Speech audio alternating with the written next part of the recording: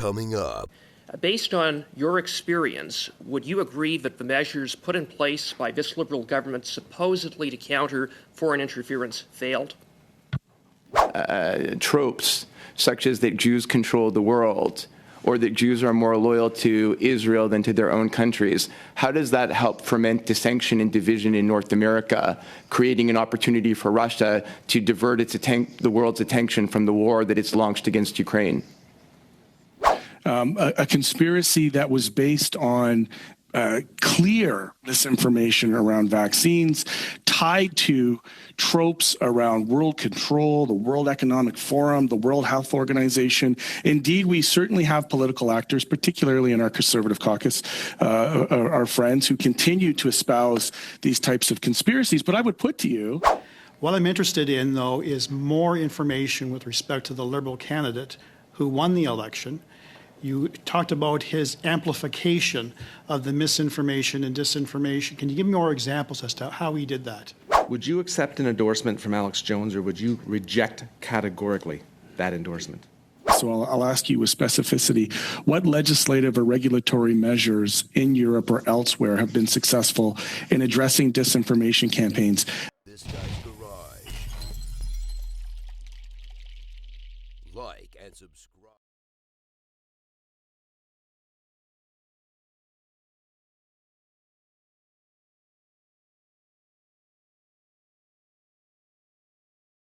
From the Center of Excellence for Countering Hybrid Threats, Jakub Kalensky, Deputy Director, COI Hybrid Influence. Welcome, sir. From the Media Ecosystem Observatory, Angus Bridgman, who is an assistant professor. And as an individual, we have Mr. Kenny Chu here, who is a former member of Parliament. Thank you all for being here. And for that, we'll go to Mr. Cooper. You have 6 minutes. Go ahead. Thank you, Mr. Chair. Mr. Chu, it is well documented that you were the subject of a disinformation campaign directed by the Beijing-based communist regime during the 2021 election, targeting the Chinese diaspora in your riding. Even though this government had information that you were being targeted, that information was not passed on to you, and voters in your riding were kept in the dark. Based on your experience, would you agree that the measures put in place by this Liberal government supposedly to counter foreign interference failed? Well, thank you, through you, Mr. Chair, for the question. I think there has been many commentary on this, and I agree with some of the commentary that says, obviously, the Liberal government has set this up to catch Conservative being benefited by Russians' disinformation, and they are caught surprised by the Communist Chinese campaigning to help the Liberals themselves. Beijing's disinformation campaign attacked your character and spread outright lies about your position and the position of the Conservative Party on a range of issues. Can you speak about that and what impact this disinformation campaign has had on your reputation in your community? Thank you again for the question. I think there is a problem with your question, sir, because it presumed disinformation and misinformation, it's only spread during the election time. The matter of fact, it is not true. Even in the public inquiry into foreign interference, basically when the hearing were being conducted, there has been this disinformation. For example, MP Han Dong, when he testified, there had been articles written that says Mr. Han Dong was persecuted in Canada because of his mainland Chinese background. This is completely untrue, and we as Canadians know that, but many in the communities, because of parallel universe they live in, they don't. Now, for you, Mr. Chair, not only did the mechanisms that the Liberal government set up to counter foreign interference completely fail to counter the disinformation campaign in your riding, but based upon what I'm hearing from your testimony, it's even worse than that insofar as I understand it. The Liberal Party took advantage of Beijing's disinformation narrative, amplified it, and even created complementary misinformation and disinformation products targeting the Chinese diaspora community in Steveston, Richmond East. Is that a fair characterization of what happened? Could you elaborate upon that? That's my observation in the riding that I ran for re-election in Steveston, Richmond East, and BC. Certainly, that's how I observed and felt. It seemed to me that I always put myself in my opponent's shoes. If I had observed this information being propagated against him, character assassination, I would actually stand to defend him, because it is not true. It is not the right way to conduct our democracy. But unfortunately, that was not the case during the election in 2021. And it was obvious that there were targeted campaign, attack against me, and I was basically alone. Well, very disturbing to learn that the Liberal Party actively amplified Beijing disinformation. They were not a mere bystander to it. It's worse than turning a blind eye, that's for sure. Now, for you, Mr. Chair, it came to light at the public inquiry on foreign interference that during the 2019 election, the Prime Minister's Department, the PCO, detected disinformation about Justin Trudeau in an article circulating on Facebook. The Prime Minister's Department asked Facebook to remove that article because they said it risked threatening the integrity of the election. By contrast, when the Prime Minister's Department was asked about the disinformation targeting you and the Conservative Party that was circulating on WeChat during the 2021 election, and why they didn't ask for that disinformation to be taken down, a representative from the Prime Minister's Department said dismissively, quote, "The content would likely only reach Chinese diaspora readers," end of quote. What do you make of that explanation, and what does it say about how this government operates? It touches my very inner identity to its core, because I always believe that the Prime Minister is wrong, that Canada does not have a systemic and structural discrimination against certain group. But what I heard during the hearings shook that a little bit, because it looks like that there are some Canadians that are more worthy and valuable for protection than others. Canada is a multicultural society that we're in, and definitely every Canadian deserves to be protected. And it looks like that the mechanism that they put in place does not handle disinformation and misinformation being spread, using non-official languages. Okay, thank you, Mr. Chu and Mr. Cooper. Mr. Housefather. Mr. Kolensky, my first question is to you. On October the 7th, Hamas terrorists attacked Israel, creating the biggest massacre of Jews since the Second World War and the Holocaust. Since then, there's been a great increase in anti-Semitism all across the world, including here in North America, where today college campuses are being occupied by people spreading anti-Semitic messaging. How has Russia been involved in fomenting that happening? Thank you very much. Russia is always happy about any single opportunity where they can increase the polarization of the audiences. And obviously this conflict is one of the most polarizing topics.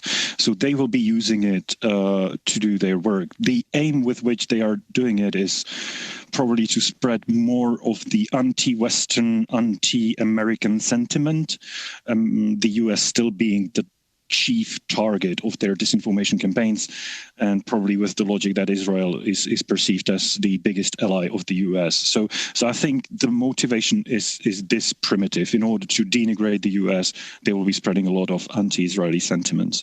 Are they joining with Iran in doing that? How is Iran involved in terms of Iran's sponsorship of terrorist organizations, Hamas and Hezbollah, and how are they working with Russia to spread disinformation on social media?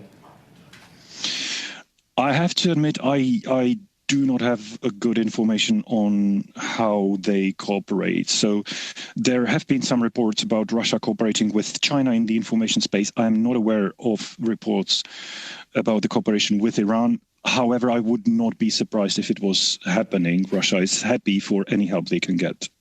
And when people can create divisions in North American societies, for example, by amplifying, as Russia does on social media, tropes such as that Jews control the world, or that Jews are more loyal to Israel than to their own countries, how does that help ferment dissension and division in North America, creating an opportunity for Russia to divert the world's attention from the war that it's launched against Ukraine?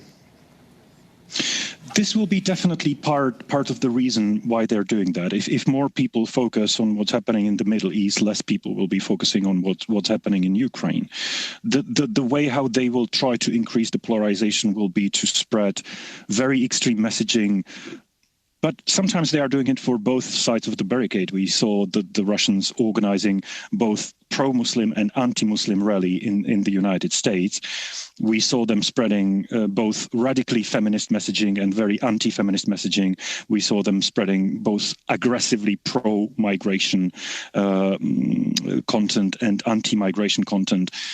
The point is to portray the other side of barricade as unreasonable and something that you cannot agree with. So if you exaggerate the demands or the statements of the other side, then you decrease the possibility of reasonable discussion. You've seen evidence of Russia amplifying and increasing its social media reach following the October 7th attack on Israel. I'm not aware of any inauthentic campaigns in this regard, but it might just not be. I haven't paid enough attention. So what I understood is that in the 7 weeks, so there's an article that you're quoted in Politico in Europe that an organization called the Alliance for Securing Democracy had compiled stats that Russian Facebook accounts posted 44,000 times in the 7 weeks after the conflict began, compared to 14,000 weeks in the 7 weeks before the conflict began, thus a tripling of their social media posts. And that this activity on Facebook was shared almost 400,000 times collectively, a fourfold increase compared to posts published before the conflict. So I've seen in a number of different studies on social media, and I think we'll have a witness, Mr. Chair, on Thursday, who will be talking to this, about how Russia is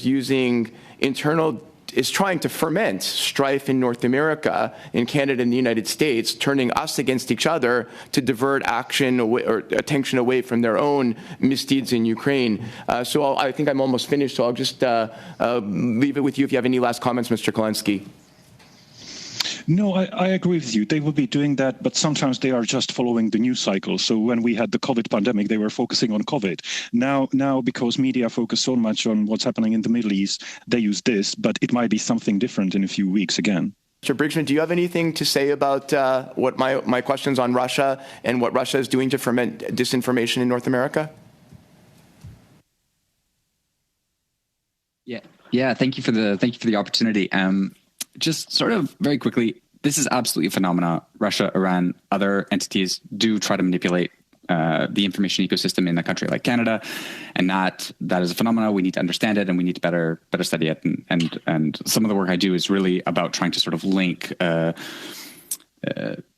entities from foreign countries and their penetration into the Canadian information ecosystem. And I can certainly talk about that more. But one of the things that is really key here that I really want to stress when we're talking about mis and disinformation, especially as it relates to sort of the work of parliamentarians, is a lot of this is domestic. It's not just the international that is driving polarization, that is driving toxicity, that is driving these things in our debate. They attempt to exacerbate.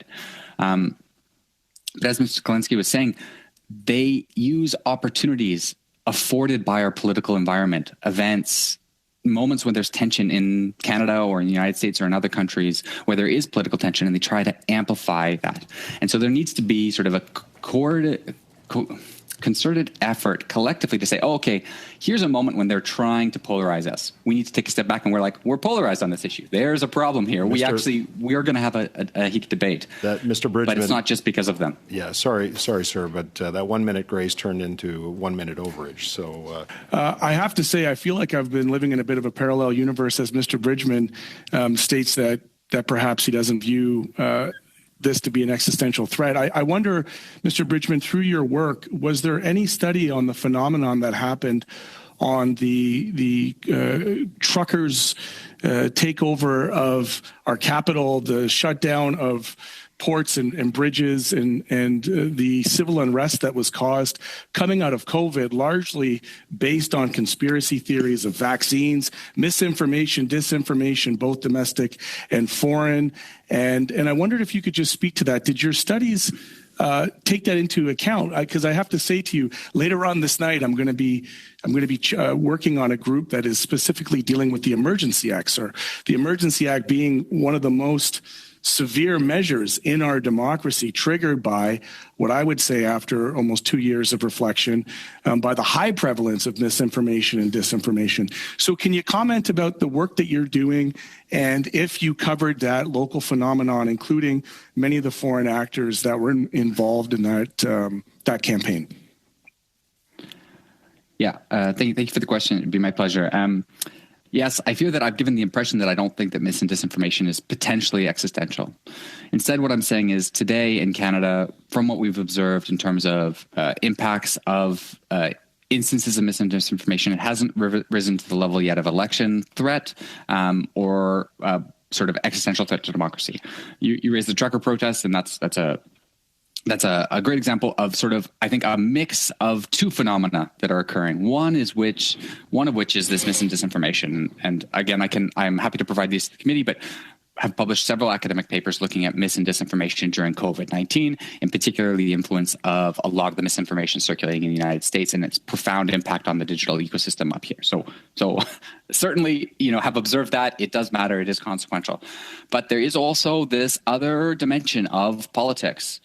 And we can't confuse the two. We can't say just because something there is mis and disinformation behind a political phenomena or part of a political phenomena, that political phenomena wouldn't exist without that mis and disinformation. That wouldn't have occurred absent that, and that the solution to that political movement is to stamp or reduce or remove or counter just the mis and disinformation part, because that's not necessarily true that we can just say, okay. And if I could interject for a moment, while I appreciate the distinction between correlation and causation, I think it's safe to say that we wouldn't have ended up in a scenario that would have had to have resulted in invoking for the first time, second time in our history. One was the war measures. This was the Emergency Act in this iteration. A conspiracy that was based on clear misinformation around vaccines, tied to tropes around world control, the World Economic Forum, the World Health Organization. Indeed, we certainly have political actors, particularly in our Conservative caucus, our friends who continue to espouse these types of conspiracies. But I would put to you, it's my assertion that the underlying pressure on that, had that topic not been perpetrated in that way, then the politicians at the end of the continuum wouldn't have had the material for the kind of ridiculous rhetoric that led in the shutting down of our country and ultimately the extreme measures that were taken vis-a-vis the Emergency Act. So going back to that, if logic says if there's no misinformation, disinformation material to hang their hat on, then malicious political actors on the other side wouldn't have the material to fan the kind of flames that end up in existential threats. And I say that because, while it is true there was a relatively peaceful de-escalation of that moment, it is also true that January 6th led to an insurrection in the United States of America. There are numerous examples around the world where rhetoric and disinformation is used to fuel genocidal rhetoric. We've heard about lots of different state actors here, and we'll get into more in further rounds. But I'm wondering, how do you reconcile that? So maybe just two little quick things. I absolutely agree that mis and disinformation can exacerbate political anger in a huge way, and can really sort of generate these moments. January 6th, the truckers' protest. They can be strongly linked to sort of that mis and disinformation. Mis and disinformation is consequential, and in fact, one of the things that we sort of repeatedly show in our studies is that even if they don't reach sort of the broader population, you don't need to reach the whole population. You just need to reach a small enough active segment and a small, highly dedicated group of individuals who are have misperceptions or an enormous amount of political anger, partly born because of mis and disinformation, can have a huge political impact. So, well, let me just interject for the last 30 seconds, because when I talk about an existential risk, it is clear that misinformation and disinformation are used to target minority communities. I'll give you an example. White nationalism, neo-Nazism in this country, the vilification of Muslims, of minorities, of trans folks results in the perpetrated violence that occurs. I would share to you the firebombing of Ibrahim Jami Mosque right here. People who are radicalized online by misinformation and disinformation campaigns. I would also put to you that the events that occurred around the truckers' convoy made it feel unsafe for parliamentarians to show up to work. You know, just a week ago, I had a rock thrown through my window. So the political climate that we're in with violence is an existential risk to our democratic institutions. Would you not agree? Quickly. The phenomena you've described, absolutely an existential risk. All I can say is that sort of in terms of linking directly to sort of election level outcomes, we've not seen that yet. It doesn't mean that mis and disinformation are not potentially deeply harming or are not deeply damaging to democracy in other ways. Information you've provided this committee certainly shows an astounding double standard that existed between the way that the Prime Minister's office and what is not just the office of the Prime Minister, but the establishment of government and the massive resources that exist in the context of what whether that be directly with security establishment and intelligence apparatus, or the communications capacity of a government that is the size of the government of Canada. It shows an incredible double standard that existed between the way that they treated a threat of disinformation targeting their political fortunes versus the political fortunes of their political opponents. Is that something that you'd agree with? And would you have any further comments on that double standard? Well, thank you, Chair. Through you, I certainly get that impression myself as well. The Panel of Five and the Site Task Force, these are decision makers that aggregate and assess on aggregated information that is provided to them. So they are very far from where disinformation and misinformation happens locally. Canada has 338 ridings right now. And there are many communities and ridings in that are relatively in isolation, perhaps.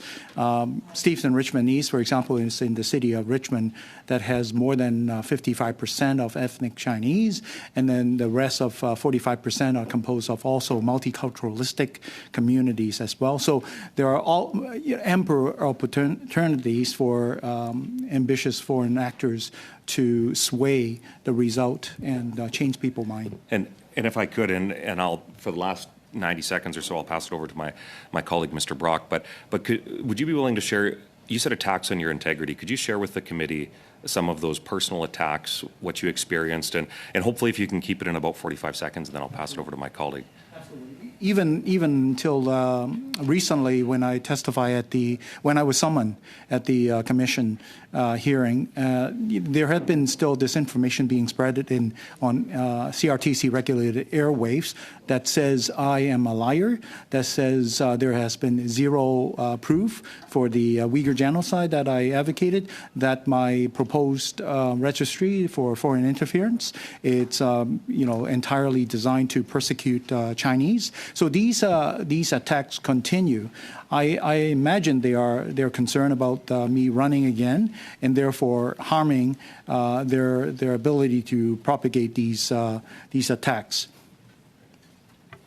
Thank you very much, and thanks for being honest with this committee, because I think that especially with somebody with your background, to face those attacks, I cannot imagine how that made you and your family, the challenges you faced as a result. But I'll pass it over to Mr. Brock. 1.5, Mr. Brock. Thank you, Chair. Mr. Chu, your experience is extremely disturbing and alarming to parliamentarians and Canadians. I'm very sorry that you experienced the misinformation and disinformation campaign from the PRC, and that your own government failed you miserably. What I'm interested in, though, is more information with respect to the Liberal candidate who won the election. You talked about his amplification of the misinformation and disinformation. Can you give me more examples as to how he did that?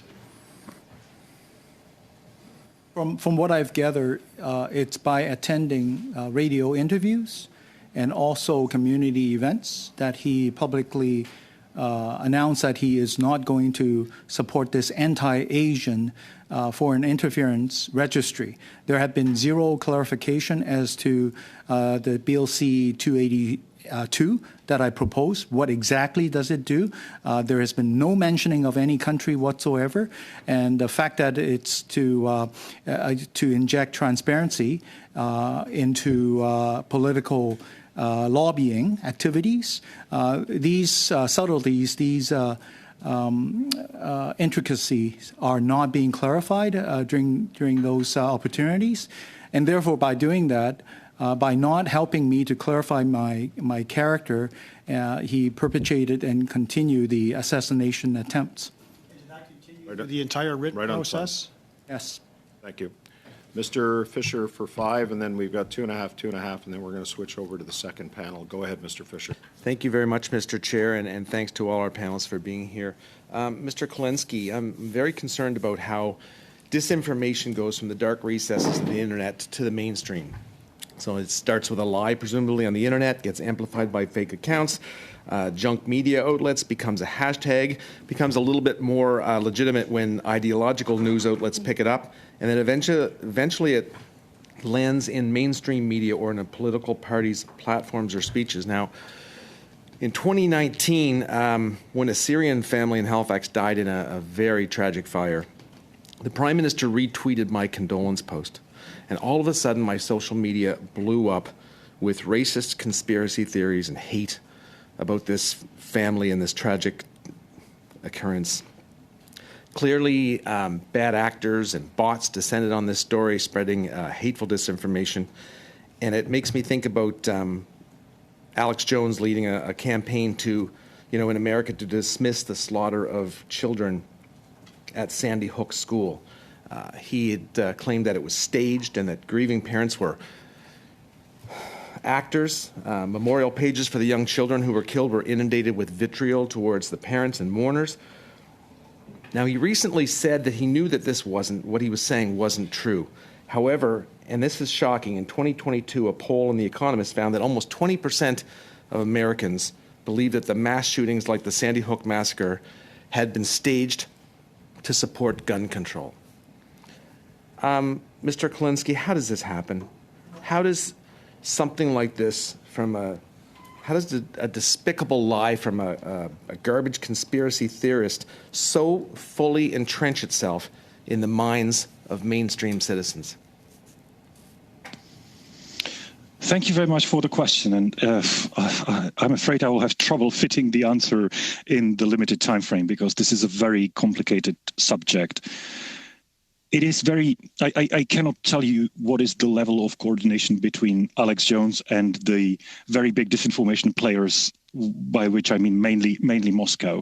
However, it seems very much like exactly the kind of work that Russia loves to be done everywhere in the world. Whenever there was a terrorist attack in Europe, be it Brussels, Paris, London, every time you would see the pro-Russian channel spreading exactly the same.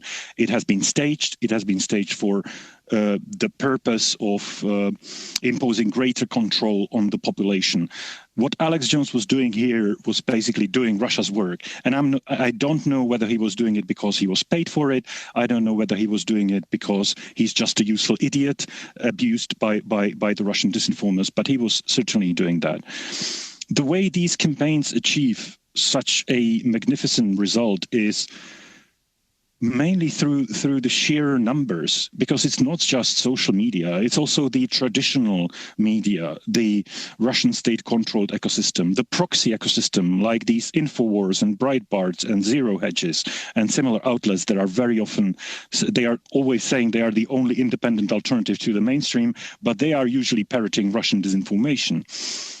But also the local actors who are helping them to amplify this, be they paid agents, and there is a lot of evidence that Russia is paying hundreds of millions annually to cultivate these people to spread their disinformation campaigns, politicians, social media influencers, etc.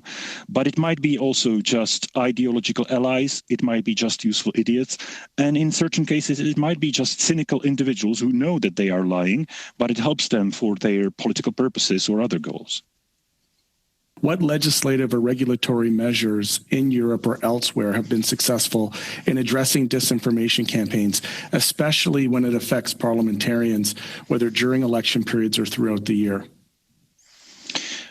I'm not really sure you would find legislative measures that are targeted only at disinformation campaigns, targeted elections. I think it would be more broad. I think it would be regardless of the election cycle.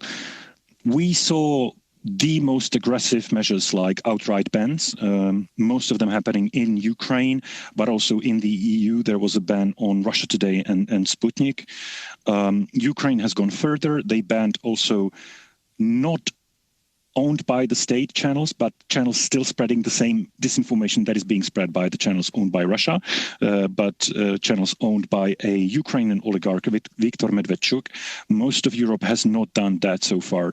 But these outright bans, they would be probably the most aggressive solution. On that point, though, let's be clear, regardless of who owns it, particularly the private sector, you know, you look at Meta, you look at X, if that information is for sale anyways, is it your assertion that we ban all platforms? I know in the United States, the Republicans and even I think some Democrats are pushing for the banning of TikTok, and yet you look at Cambridge Analytica in the lead up to January 6th, that insurrection certainly wasn't based on TikTok. So I wonder if you could comment just about like whether or not the outright bans of these platforms is more theater than it is an actual application of of a sound policy that wouldn't just see it migrate to other commercial interests like Meta or X. We definitely see the information aggressors adapting to these measures and migrating to different platforms.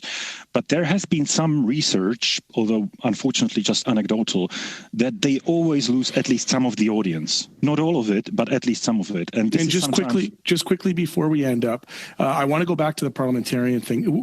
Would you care to comment? Do you think that there should be an opportunity for us to look at the way political parties use, like if we're talking about bans, do you think that we might want to look at legislation for partisan political parties to not use these types of tools when it comes to profiling and targeting of people based on algorithms and misinformation? Very, very quick response. I'm afraid that with 5 seconds to think, I can't really give you. Could you submit something for us for the benefit of committee? I will be happy to try and think about it. Okay. Yes. Thank you so much.